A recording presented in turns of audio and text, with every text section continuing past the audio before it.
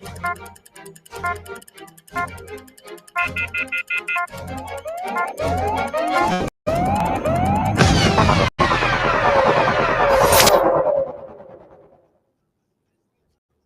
evening and welcome to Undaunted, bringing into the news untold stories. I am Star Smart. Let's begin.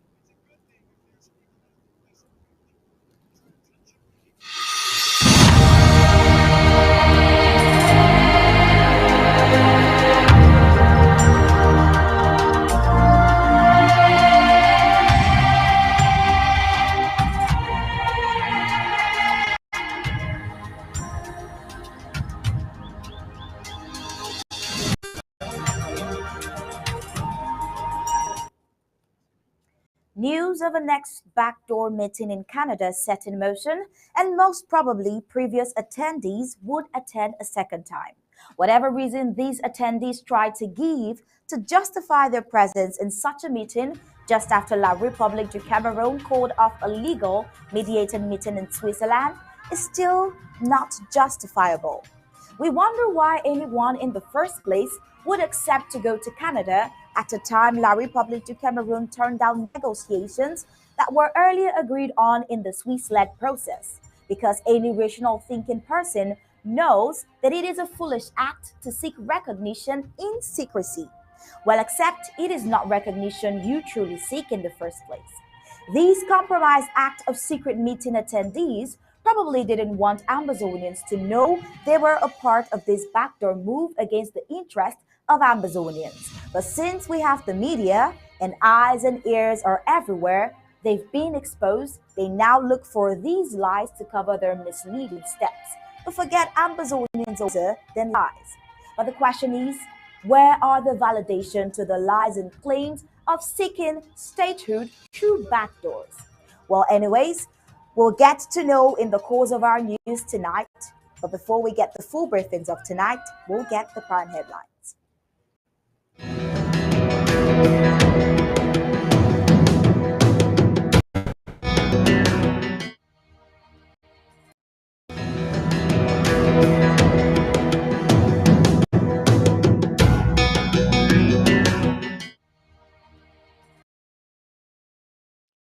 The prime headlines for today. We'll start with the story that says about 10 La Republic du Cameroon thugs got neutralized by two amber fighters. Also today, CDC is having a timid recovery from the Amazonian war. Today as well, we will look at the story where three US-based Amazonians appeared in US court for alleged funding of Amazonian Liberation War.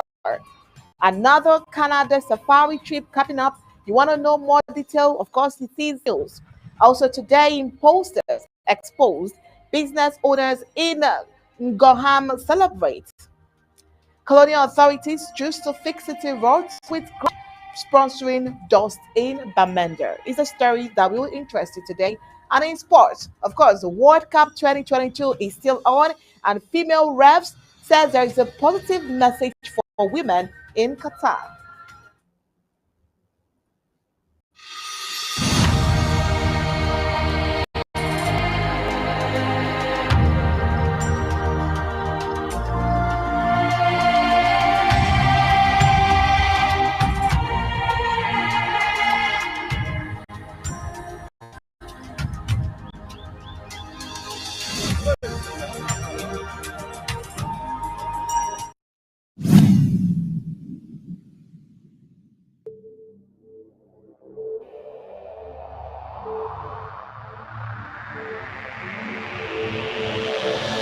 The media greatly influences society, from people about what is happening.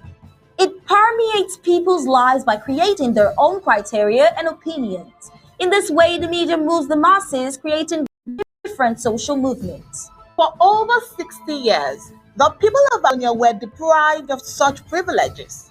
The privilege to enhance their own criteria and opinion. They have suffered cultural genocide for 6 long decades, but not in this age and not with Undaunted ABC Amber News on board.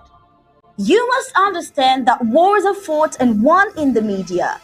The speed of the revolution and Amazonia's quest for freedom cannot be explained without highlighting the diligent use of the media.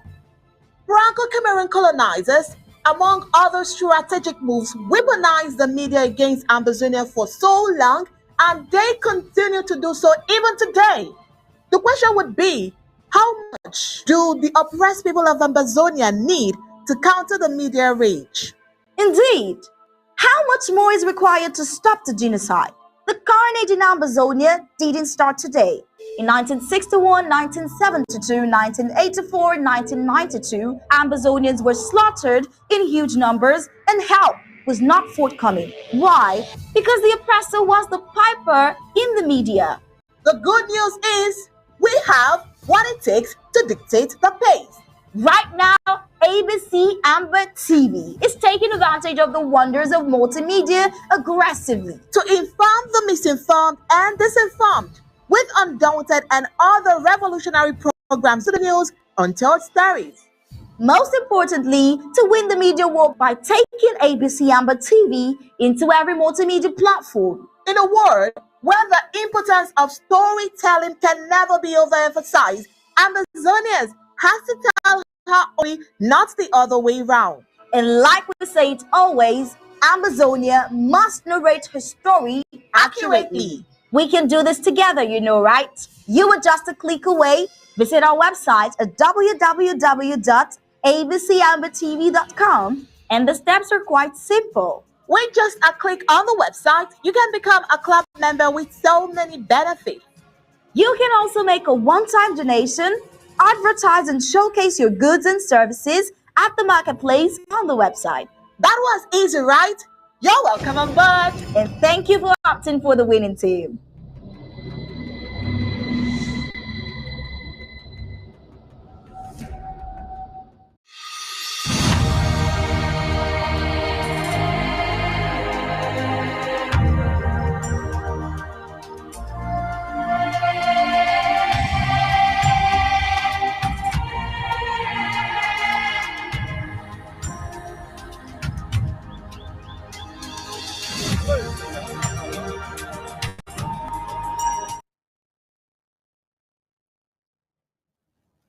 The Amazonian liberation fighters of the Bayou County under General Talk and Do have of late been giving La Republic the Cameroon terrorist forces sleepless nights.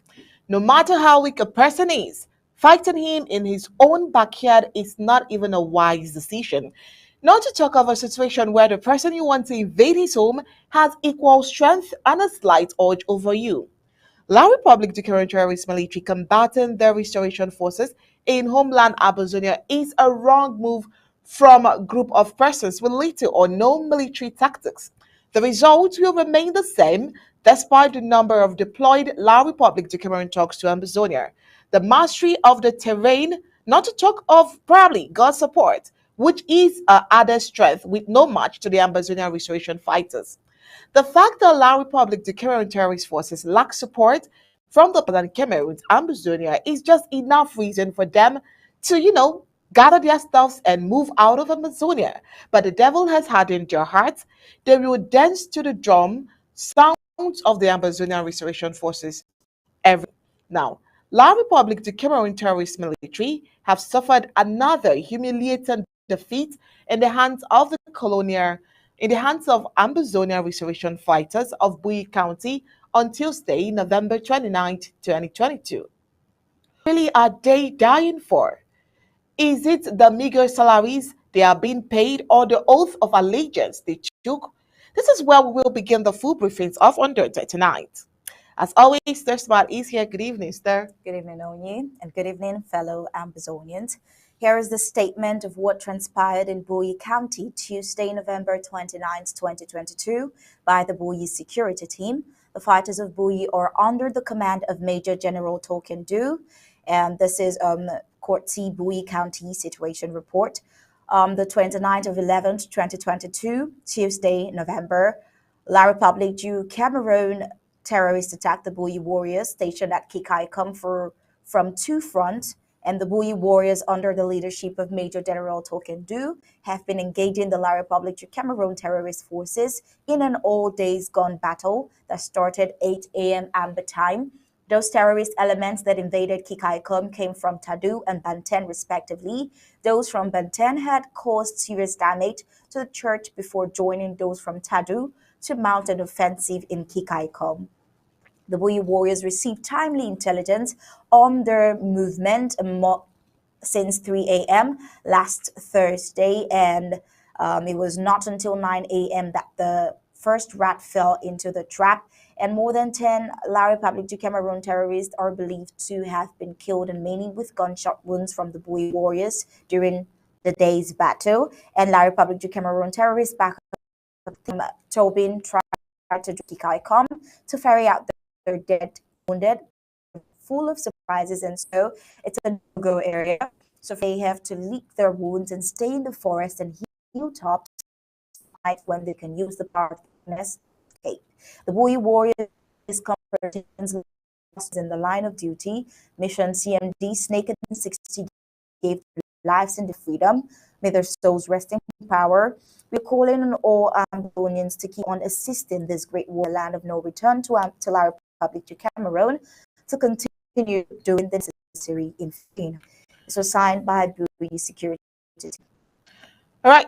So it's public security forces who are being sacrificed by administration to stop their lives to live better. That's the baggages and violate any instructions from the fast stomach for more deadly confrontations. This is a genuine advice to, the fortunate La Republic to Cameroon terrorist force who are, still alive in Ambazonia. We the people, ABC Amber TV, Ambazonia Broadcasting Corporation. The voice of the voiceless, the voice of Ambazonia, to the world from Africa. With untold stories, Africa's best.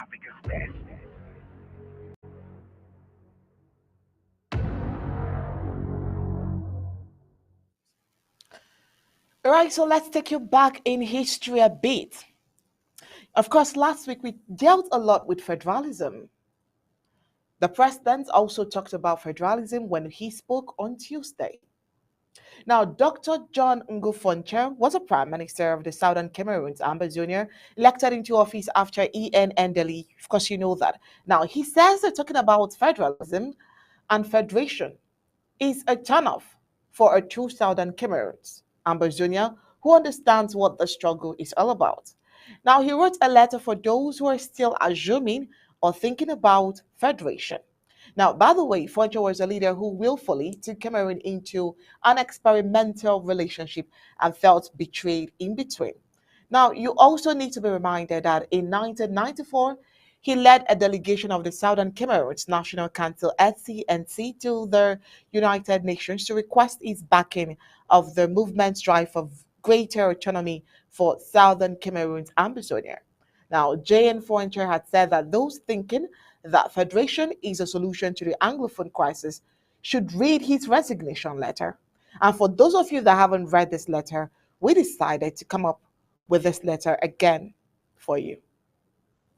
J.N. Fonche highlighted a lot of issues that can explain why the idea of federalism is not of interest to the Southern Cameroons Ambazonia. During Dr. Fonche's political career, which spanned over 40 years, he headed the group that campaigned for and got the people of the then Southern Cameroons to vote for unification, after which he went from village to village in the then East Cameroon at the risk of his life to calm terrorism which existed at the time. He even went further to house some Cameroonians who wanted in the East. He successfully had them reconciled with the Ahijo government. He missed being shot down on his way from Bafang on peacemaking missions. After unification, a lot of Cameroonians had confidence in him, and when the first presidential elections were coming up, many people urged him to stand against President Ahijo, but he decided to go for the vice presidency instead in order to avoid unnecessary conflict and further bloodshed. When President Ahijo decided to get rid of him as the vice president, a lot of Cameroonians sympathized with him and urged him to make an issue out of it. But for the love of peace, He came back quietly to live in his village as a private citizen. After settling in his village, he was occasionally consulted on some national issues and he accepted to serve the people of Cameroon in whatever capacity it pleased the powers that be to put him. When the leadership of Cameroon changed hands, and of course, the Excellency became President of the Republic and eventually headed the CNU. He assured Your Excellency that he was at his disposal and ready from his experience to give him advice he may need on national issues. All right, so some of the national issues that he talked about, we're going to take down some of them today. One is, unfortunately, he says that this was not to be, as it became clear to Dr. Foncher that he had become an irrelevance that had to be ignored and ridiculed. He wanted to say he was to be used now only as window dressing and not listened to. He goes on to explain that he was most of the time summoned to meetings by radio without any form of courtesy of his consultation on the agenda. Second one, he says all projects of the former West Cameroon he had either initiated or held very dear to his heart had to be taken over, mismanaged, and ruined. For example, he mentioned the Cameroon Bank, West Cameroon Marketing Board, the WADA in Womb West Cameroon Cooperative Movement. The third one, whereas he spent all his life fighting to have a seaport in Limbe that Victoria developed, he says this project had to be shelved and instead an expensive pipeline is to be built from Sonora in Limbe to Douala in order to pipe the oil to Douala. The fourth one, he goes on to explain that all the roads in West Cameroonese government had either built, improved, or maintained were allowed to deteriorate, making Kumba Manfe, Manfe Bamenda, Bamenda Wum and Kambe, Kumbo Bamenda inaccessible by road. Projects were shelved even after Petrol produced enough money for building them and to the Limbe seaport. Now, the fifth point here, all progressive employment appointments meant to promote adequate regional representation in government and its services have been revised or changed at the expense of those who stood for truth and justice. They are identified as phone chairman and put aside. The Anglophone Cameroonian whom I brought into the union have been ridiculed and referred to as les Biafrans and enemies of the nation and traitors, etc., and the constitutional provisions which protected these Anglophone minority have been expressed, the voice drowned while the rule of the gun has replaced the dialogue which Anglophones cherished very much. Now, the national media has been used by the government through people who never voted for unification to misinform the citizens about Bamenda. Deliberate lies have been told over the mass media, all in an attempt to isolate the Anglophone Cameroonians who voted for unification and subject them to hatred and more discrimination and harassment from other Cameroonians. Now, embezzlement of public funds in all forms and illegal exportation of the currency by the privileged class seems to go without reprimand, but it's rather condoned. And the constitution which he held and preached as the supreme law of the land is in many respects being ignored or manipulated. His resignation was effective from the 9th of June 1990, though he died in Bamenda on the 10th of April 1999 at the age of 82, but his legacy lives on. All right, moving on. The Cameroon Development Corporation, CDC, with headquarters in Bota Victoria local government area, Fako County, is the number one employer in Amberland. The company was formed in 1947 for the purpose of developing and running plantations of tropical crops in the southern Cameroons before colonial La Republic de Cameroon infiltrated, diluted, and polluted these forests to reckon with. Constitutes a workforce of over 22,000 employees operating in three levels: senior service, intermediate service, laborers, and including temporary workers. The CDC produces banana, palm oil, rubber, coconuts, tea, etc. Management says that the Liberation War has forced the CDC to close farms and factories across Ambazonia, as in some cases, the Ambazonian fighters had transformed many CDC plantations into training ground.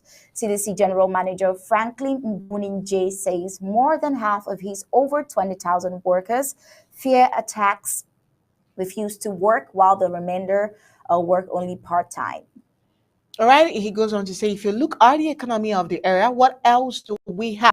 CDC every month directly in from salaries and wages is 2.2 billion francs CFA every month. And just said all of that activity, of course, is gone.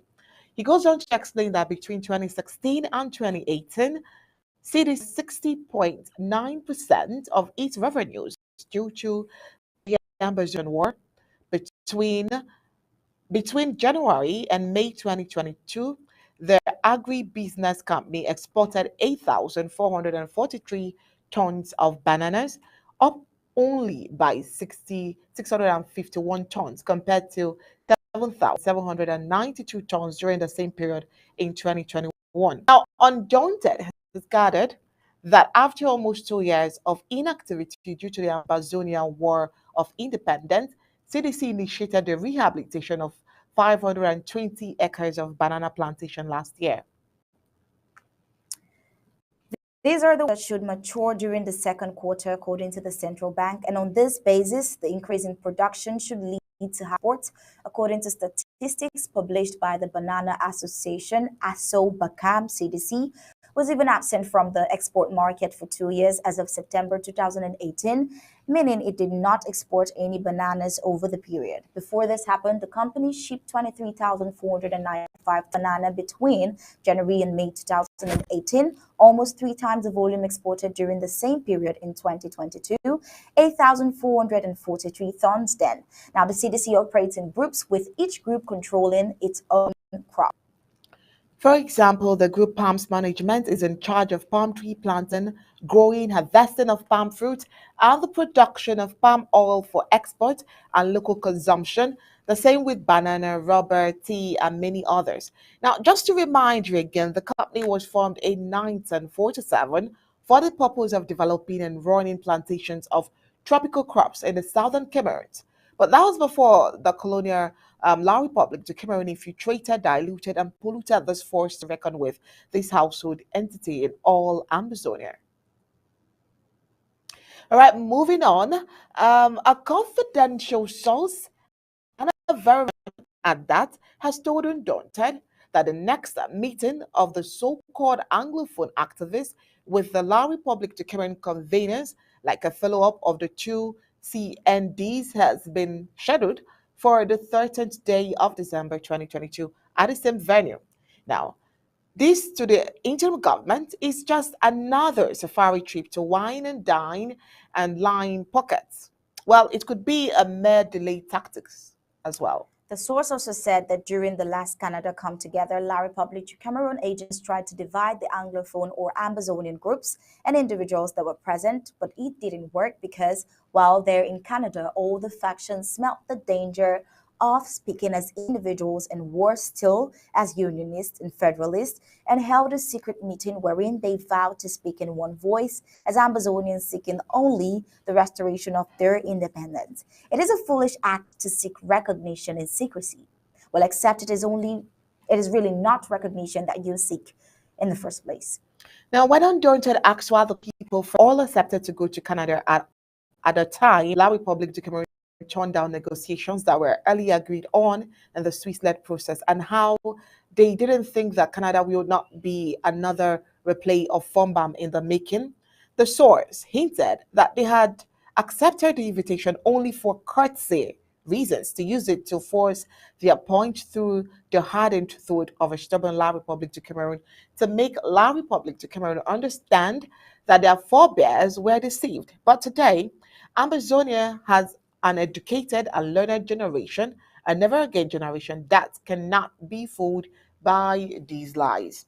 Now, these compromise sets probably didn't want Amazonians to know they were a part of these backdoor move against the interest of Amazonians. But since we have the media and our eyes and ears are everywhere, they have been exposed. Now, look for these lies to cover their misleading steps. Forget Amazonians are wiser than these lies. Now, this particular source went on to say that during their deliberations out there, they were unbending on Ambazonian statehood restoration when La Republique du Cameroon agents discovered that they had formed a united bloc that the reason the meeting had to be rescheduled is La Republic to Cameroon did not have any right as take-home grade. But the question is, where are the validations to these claims of seeking statehood through backdoors? Now, on issues that were raised, the source said any form of union living together again with La Republic de Cameroon that come up with rejected in a block, and the idea of a referendum was equally rejected. And when it came to the releasing of the leaders in the Kondengi prison, La Republic de Cameroon said the UN is already handling that. Well, our source also said the president of the interim government, Waliko Sako, was well of that gathering, and he made his stance clear to the attendees. Whether these are truths or half truths, bona fide Amazonians today know what they want, and the interim government, led by the unshakable and resilient, steadfast leader in Dr. Sawaliko Sako, has drawn the battle line straight. Either you are for Ambazonia or for La Republic du Cameroon. There is no middle stance, and only the truth shall set us free. No Ambazonia, no La Republic du Cameroon. We the people, ABC Amber TV, Ambazonia Broadcasting Corporation. The voice of the voiceless, the voice of Ambazonia, connecting the world from Africa with Undaunted, Africa's best.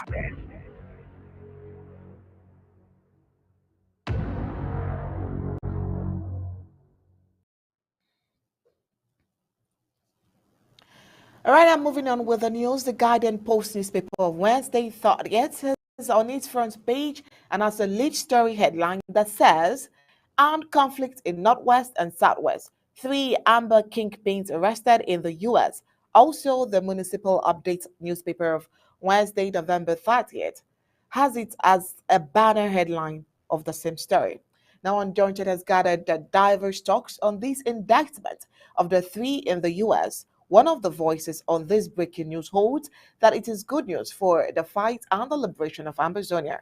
This die-hard supporter of the liberation of Ambazonia argues that the trial of the 3 by the U.S. court will give more international visibility to the fight and the eventual genuine interventions. Now, he continues that the end of the trial will be glorious for Ambazonia.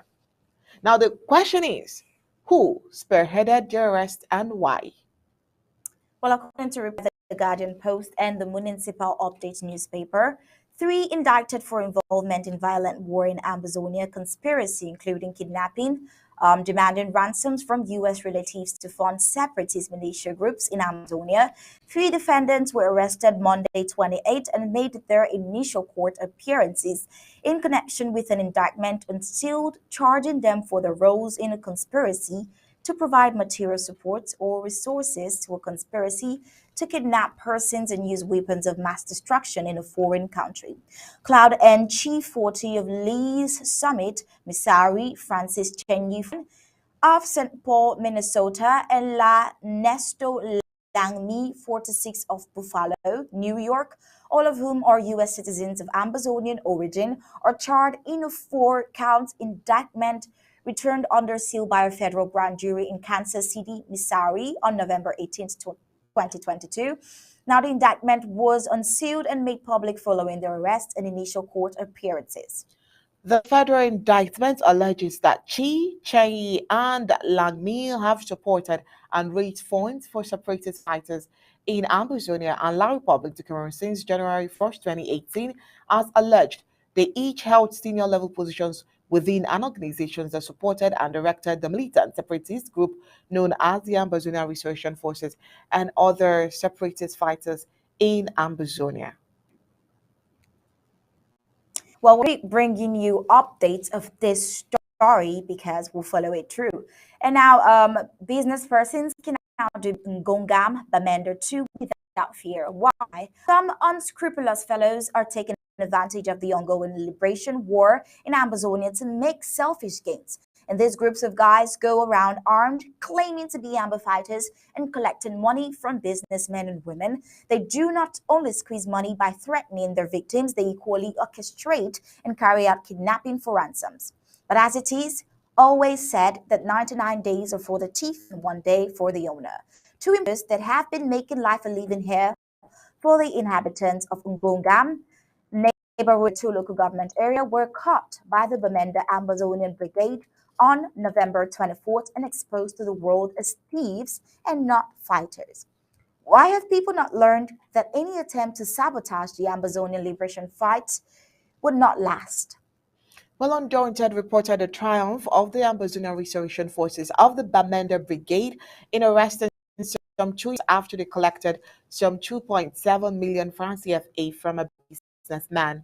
Some businessmen of the Ngongham neighborhood have confided with Undaunted that they now have a cool head after the arrest of these two imposters and expressed satisfaction with the way the Bamenda Brigade is clearing the town of bad seeds.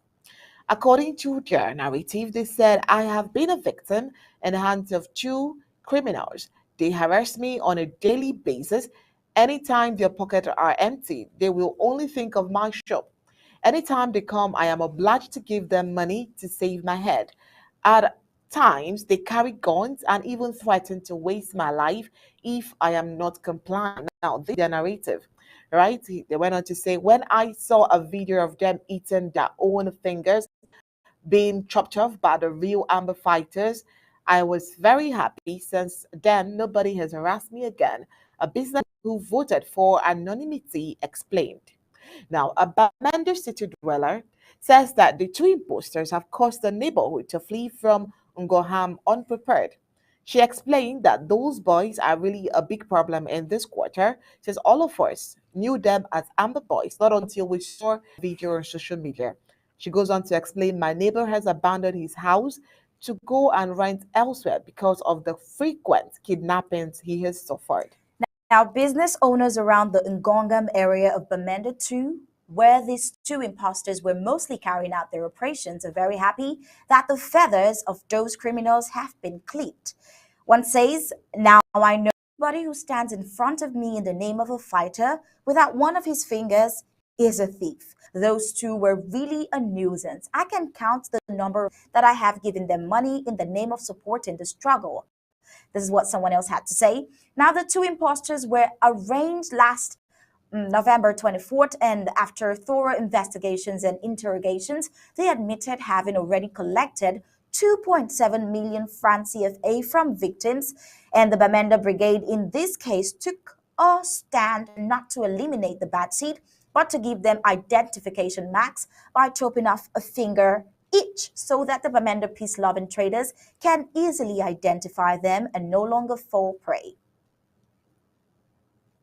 Now, on to another important story. The town of Bamenda, with the allocation of the Appalachian City, harbors nothing short of farm to market roads as the road network. The city mayor, Paul Achombong, has always lied to the people of Bamenda that the money for the tarring of the roads in Bamenda are available. But months after the declaration, nothing has been except for filling the potholes on the road with earth. Now the question is throwing earth on the road the tarring the city mayor promised?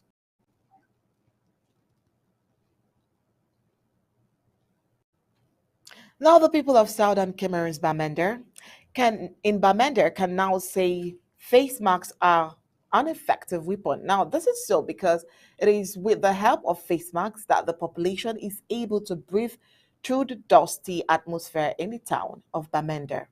The air is highly polluted with dust as the roads are practically earth roads. The illegal city mayor and house slave Paul Achombong has used earth to cover the roads that were invaded by potholes, and the inhabitants of Bamenda can only reduce the quantity of dust they inhale a day only by putting on face masks. Face mask wearing in Bamenda is not a measure against COVID-19 right now, but to reduce the intake of dust particles.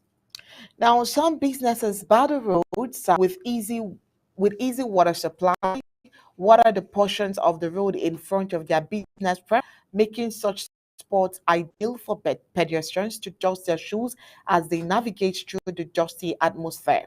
Now, a taxi driver lamented, asking, what has Bamenda done to deserve such inhumane treatment from the authorities that be? He asked, how on earth Can a so-called city mayor just say what he said?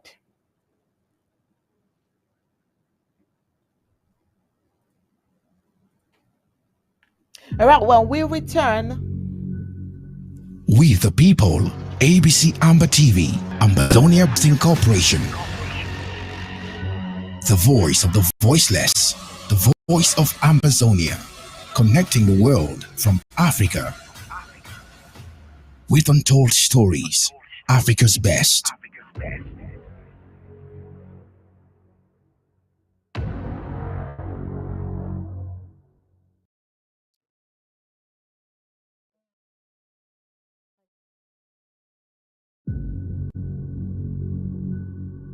We the people, ABC Amber TV, Ambazonia Broadcasting Corporation,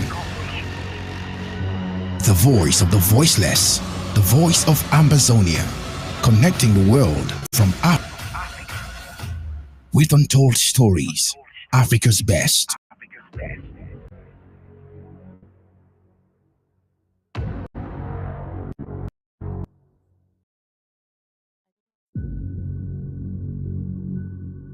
We the people, ABC Amber TV, Ambazonia Broadcasting Corporation,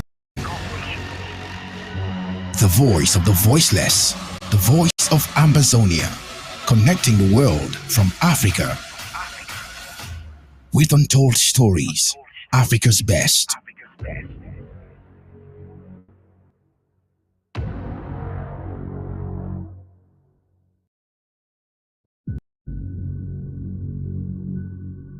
We the people, ABC Amber TV, Ambazonia Broadcasting Corporation, the voice of the voiceless, of Ambazonia, connecting the world from Africa with untold stories, Africa's best.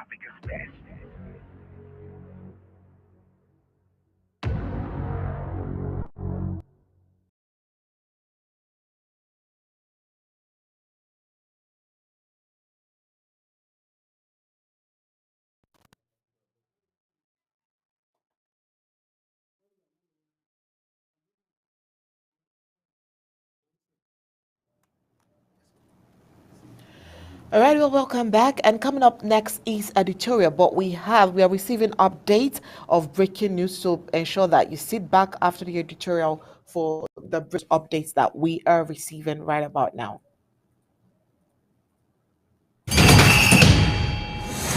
We have been treating a message to Ambazonians from Deacon Tassing Wilfred with a team focused on exposing the axis of treachery, denunciation of the irregular RC impeachment, and the way forward. In our editorial today, we continue with meeting with hostile movement. Commuters convening and chairing of a conference with the interim government hostile movement in the midst of the crisis can be likened to his participation at PNC in 2019. We all know the position of John Mba Akuro's consortium towards the interim government. Ayaba chose new IPOB AGOC position and Ayuk Tabe's interim government Kira's position vis-a-vis the interim government led by President Sako, as well as towards international mediation and the Swiss-led process. We know that these individuals and their movement have consistently turned down all overtures towards them made by President Sako. To convene and to hold a conference with these is not only treacherous, it is a wayward. It speaks volumes that these individuals responded positively to Kometa's invitation at the time that Elvis Kometa is actively working to unseat their rival from power. The message is clear. There are initiatives Elvis Kometa can take, but he does not have the substantive legal and otherwise standing to meet with leaders of movements because he is not a national leader. In capacity that he therefore convene and chair this meeting. As RC the he does not have that mandate. Only the President of the Federal Republic of Ambazonia can do that, or by delegation. That meeting, we know, was not convened to bring about unity or collaboration as Chairman Kometa claimed. Did he need Thibault Nash to call for unity for him to wake up from slumber? Once more, Pa Augustine Dangam steered clear of Elvis Cometa's treacherous intrigues. How can somebody who is actively involved in disintegrating his own platform go out to work for unity with others? But for Pa Augustine Dagam's objection, the real agenda of that meeting would have been unveiled, that is, the overthrow of President Sacco and the dissolution of the interim government. That is what Ayaba's now OA has all along demanded. Coffin the president in the midst of the most wicked crisis within the executive arm, interim government, time the president needed support from the Restoration Council RUC to deal with enablers and perpetrators within his cabinet. Cometa and the Governmental Affairs Committee of the RC decided to handcuff him, as it were, demanding that the president should not reshuffle his cabinet until after elections, which he plans to illegally impose on the struggle against the provisions of the interim constitution at an undetermined time. Chairman Cometa and members of the Governmental Affairs Committee of the RC know fully well that in the meantime, the agents within the cabinet would have done more damage to the struggle. Is this not the plan? Once more, Chairman Cometa in openly involved in treasonous activities, brazenly and boldly violating the interim constitution, putting his will above the collective will of Amazonians. This must not be allowed. Now, dodging and avoiding dialogue, one would have thought that the Restoration Council chair would have, out of goodwill, offered a mediation in the crisis within the cabinet, even without being petitioned. No, there was and there is no good will on his part. Rather, we have seen him wait in ambush, aiding and abating traitors, openly pled for the sacked communications secretary. It wasn't a bid to mend fences that Tasang reached to the heads of all the arms of government, offering his humble services in a way to mediate and bring the stalemate to an end. Chairman Cometa, who initially and warmly welcomed the idea, withdrew at the last minute, claiming that the RC did not want him to attend the meeting, then that he wouldn't attend a meeting with Fu John So, claiming security concerns from Dikin Tasang's end. How can a man who claimed he would do anything to move the struggle forward refuse dialogue with those he is? How could the Restoration Council stop its leaders from attending a meeting to sort out differences with other arms of government and build cohesion? This is governmental witchcraft. Conference call take place with the president, accompanied by the then director of cabinet, the chair of the Ethics Commission, and the Judiciary Council chair, in addition to the president of the Federal Republic of Ambazonia. Whereas Dikin Tasang was under the impression that our leaders did not talk to each other, the president expected that he consult with the RC chair regularly, revealing that Chairman Cometa has the habit of giving his word and going back on it.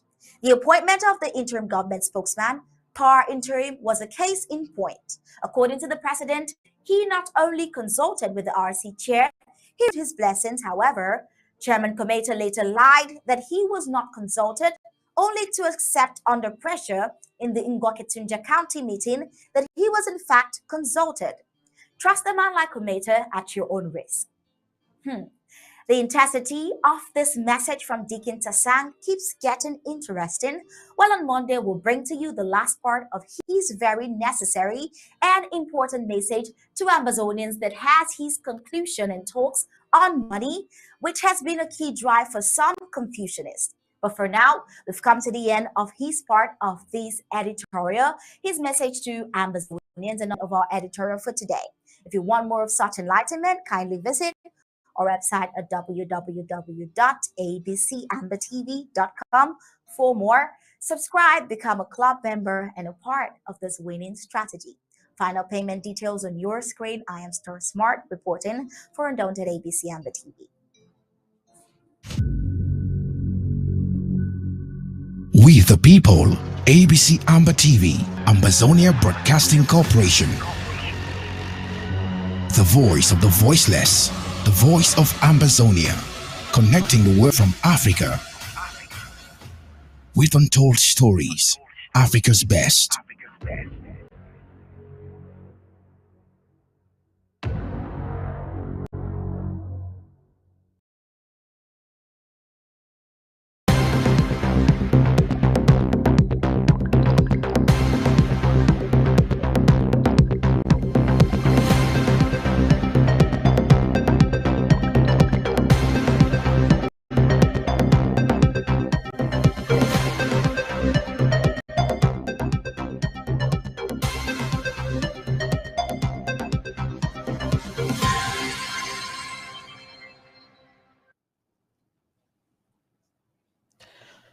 All right, information getting to Undaunted Studios. This night says that there is tension in womb and it's ongoing. And it seems like from every indication, the colonial administration is using the herdsmen to fight against the people. Now, three people currently are inhumanly slaughtered in Agem. And the first person is David, who is also known as Livingstone of Zongo, a father of six, slaughtered at his farm in Itse Zongofo. The second one is Simon Mwasugo, a tapper of the Zongafoy village, who was slaughtered at his raffia palm bush. The next is a young man, a store owner at Niakom Junction, also slaughtered at Zongo, was forcefully taken from his business place at Niakom Junction by forces of law in order to usher them to Zongofu Bush.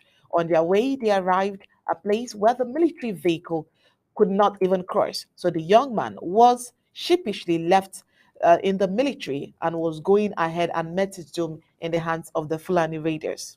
While Ngo of Zalatesang was brutally slaughtered and is battling between life and death at the hospital right now. About two compounds has been burned down to ashes, and information shows that houses to the two Hyacinth and Ivo who were arrested and taken to Bamenda and back by the military. Both are currently in the Womb Central Prison. That is what our people are going through back home. We have this million-man question to ask. Is making peace with the Fulani each time a solution to this? Or is the existing vigilante group a solution? Or is rest in peace equally a solution to this carnage meted on our people?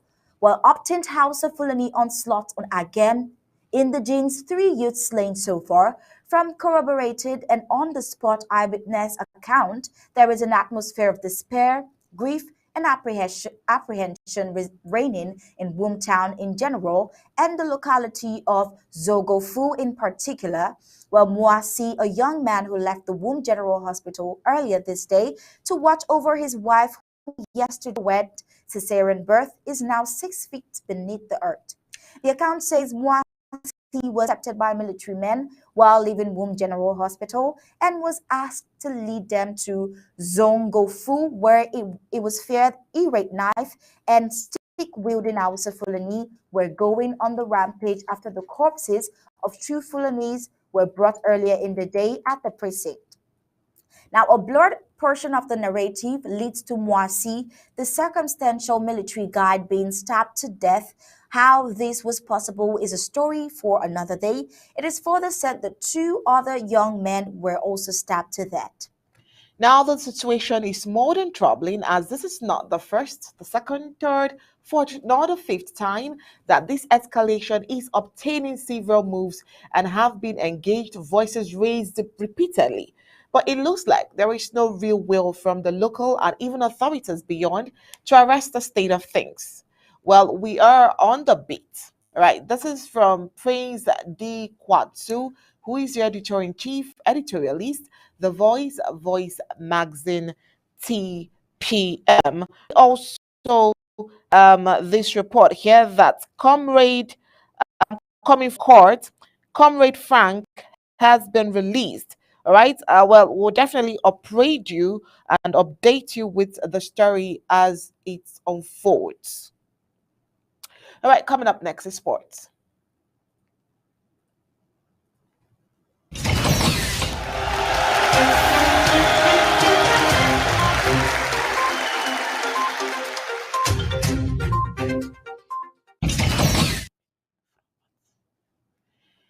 Having female referees at the World Cup helps send a positive message over women's rights in Qatar, says Stephanie. Well, the 38-year-old French woman will be the first woman to referee at a men's World Cup in Thursday's group stage game between Costa Rica and Germany. Gabellesin has more.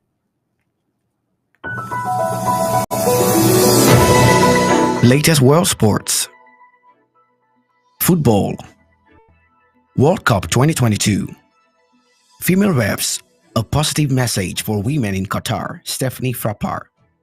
Having female referees at the World Cup helps send a positive message of women's rights in Qatar, says Stephanie Frappart.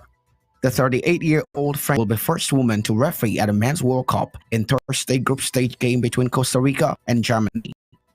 Frappart will be joined by assistant referees Brazil's Nil Zabak and Mexican Karen Diaz Medina at El Bait Stadium in an all-female on-field refereeing team.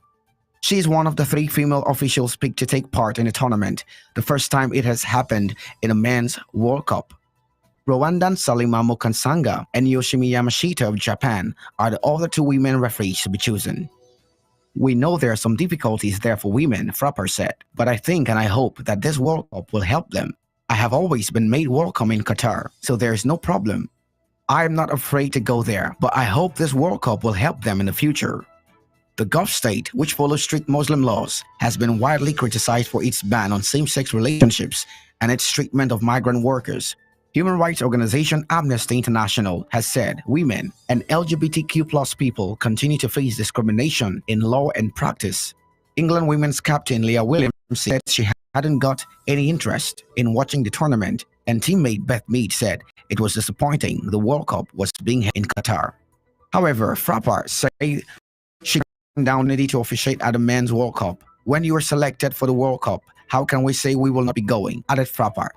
The men's World Cup is the most important competition in the world, not only in football. In total, there are 36 referees selected for the 2022 World Cup.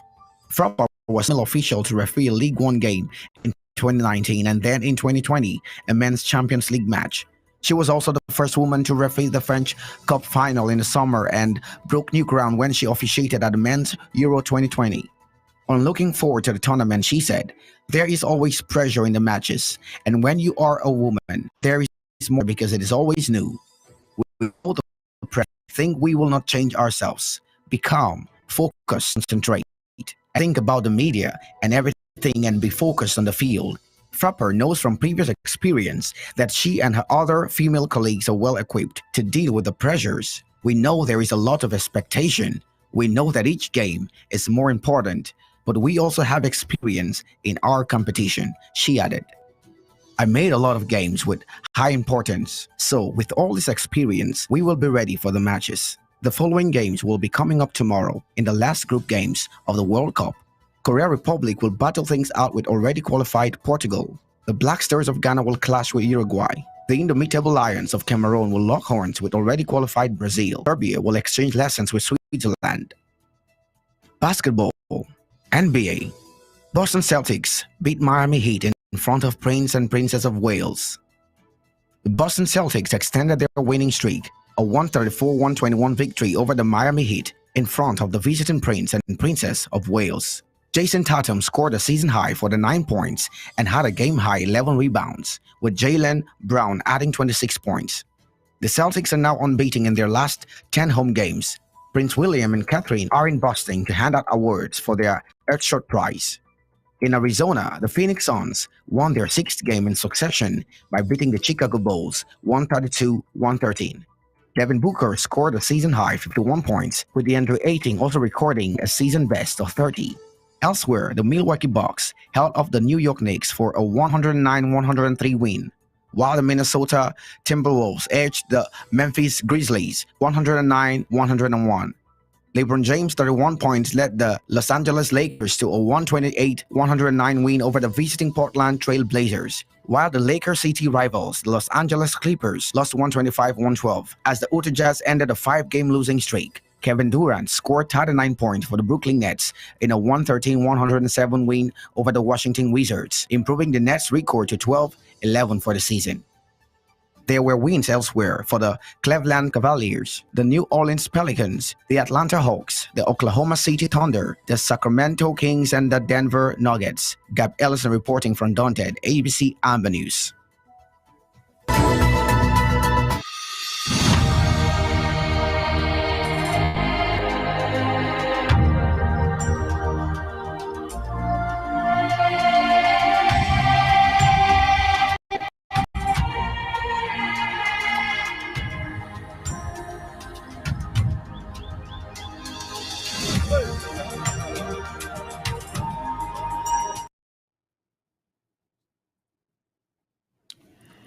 And with voice report, we've come to the end of Undaunted tonight. But before we go, a recap of our major stories.